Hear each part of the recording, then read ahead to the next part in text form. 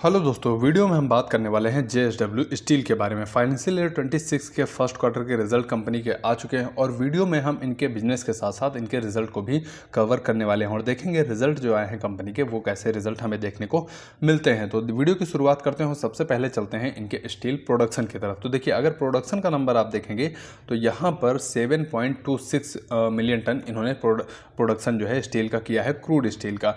अब इसमें ग्रोथ की अगर हम बात करते हैं तो साल दर साल अगर आप देखते हैं तो 14% की ग्रोथ इनके प्रोडक्शन में हमें देखने को मिली है। लेकिन क्वार्टरली अगर आप देखेंगे तो यहाँ पर 5% की हमें डी ग्रोथ देखने को मिली है। और इसका जो कंपनी की तरफ से एक मेन रीज़न बताया गया है वो बताया गया है कि कुछ इनके जो प्लांट हैं या फिर कह लीजिए फैक्ट्रीज़ हैं, वहाँ पर मेंटेनेंस का काम होने की वजह से ये जो है प्रोडक्शन में गिरावट हमें देखने को मिली है। तो प्रोडक्शन का नंबर साल दर साल हमें ठीक ठाक देखने को मिल रहा है। उसके बाद सेल्स का नंबर अगर आप देखेंगे तो 6.69 मिलियन टन जो है इनकी स्टील जो है वो सेल्स होती हुई नज़र आई है। अगर गिरावट की हम बात करते हैं तिमाही दर तिमाही तो 11% की गिरावट हमें इसमें सेल्स में देखने को मिली है। वहीं अगर हम सालाना कंपेयर करते हैं तो सेल्स में 9% की ग्रोथ हमें देखने को मिली है। अब सेल्स के नंबर की अगर हम बात करते हैं तो यहाँ पर इनका जो सेल्स का नंबर है उसमें 93% सेल्स जो इनकी होती है वो डोमेस्टिक लेवल यानी इंडिया में ही हमें देखने को मिलती है। और एक्सपोर्ट का नंबर अगर आप देखेंगे तो 7% के आसपास हमें इनका जो स्टील है वो एक्सपोर्ट के माध्यम से सेल में देखने को मिलता है। अब इंडिया लेवल में 93% अगर सेल्स हो रही है तो इसमें अगर आप देखेंगे तो रिटेल के पास 36% सेल हमें आती हुई नज़र आती है। इसके अलावा ऑटो सेक्टर से अगर हम बात करते हैं तो 14% सेल इनकी हमें ऑटो में देखने को मिलती है। इंडस्ट्रियल अगर आप जाएंगे तो वहाँ पर 17% की सेल हमें देखने को मिल जाती है।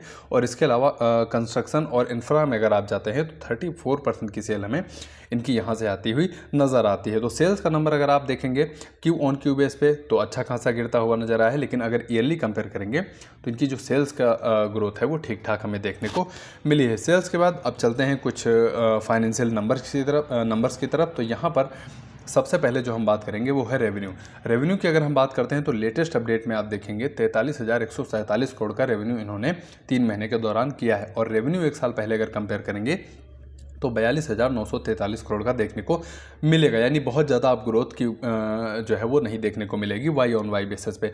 अब क्वार्टरली अगर नंबर कंपेयर करते हैं तो यहाँ पर इनका जो रेवेन्यू है वो कम होता हुआ नजर आया है। क्योंकि 3 महीने पहले का रेवेन्यू अगर आप देखते हैं तो 44,819 करोड़ के आसपास इनका रेवेन्यू हमें देखने को मिल रहा था। तो रेवेन्यू अगर नंबर आप कंपेयर करते हैं तो यहाँ पर क्यू ऑन क्यू बेस पे दिक्कतें हमें देखने को मिल रही हैं जेएसडब्ल्यू स्टील के केस में। इसके अलावा फिर खर्चे निकाल देते हैं और डिप्रिसिएशन निकाल देते हैं, टैक्स पेमेंट के बाद फिर प्रॉफिट की तरफ अगर चलते हैं तो प्रॉफिट का नंबर अगर आप देखेंगे तो यहाँ पर 2209 करोड़ का कंपनी ने प्रॉफिट किया है। प्रॉफिट अगर कंपेयर करते हैं पिछली तिमाही से तो प्रॉफिट इनका ठीक ठाक हमें बढ़ता हुआ नज़र आया है। और अगर एक साल पहले से कंपेयर करेंगे तो प्रॉफिट आप कह सकते हैं कि लगभग 3 गुने के आसपास हमें देखने को मिल रहा है। क्योंकि एक साल पहले प्रॉफिट आप देखेंगे तो मात्र 867 करोड़ का प्रॉफिट हमें देखने को मिल रहा था। तो प्रॉफिट ग्रोथ बेशक आप देखेंगे अच्छी हमें देखने को मिली है। और पूरे साल फाइनेंशियल ईयर 25 में अगर प्रॉफिट का नंबर आप देखेंगे तो 3,500 करोड़ के आसपास इन्होंने प्रॉफिट जो है पूरे साल के दौरान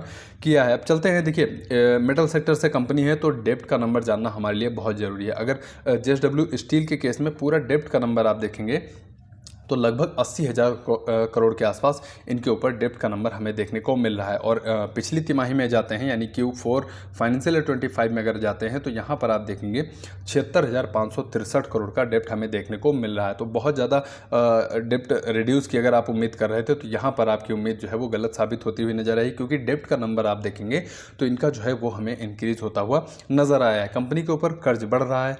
अब कर्ज कंपनी कैसे कितना कम करती है ये हमें आने वाले जो नंबर्स होंगे Q2 Q3 इन सब में हमें देखने को मिलेगा। हम उम्मीद करेंगे कि इनका जो डेप्ट का लेवल है वो थोड़ा थोड़ा कम होता जाए जो कि कंपनी के लिए बेहतर रहेगा। तो ये एक छोटा सा वीडियो था जेएसडब्ल्यू स्टील के फर्स्ट क्वार्टर के रिजल्ट के ऊपर। उम्मीद करते हैं इस वीडियो के माध्यम से आपको वैल्यू मिली होगी। अगर वीडियो आपको पसंद आया हो तो वीडियो को लाइक करिए, चैनल को सब्सक्राइब करिए। आपके कीमती समय के लिए आपका बहुत बहुत धन्यवाद।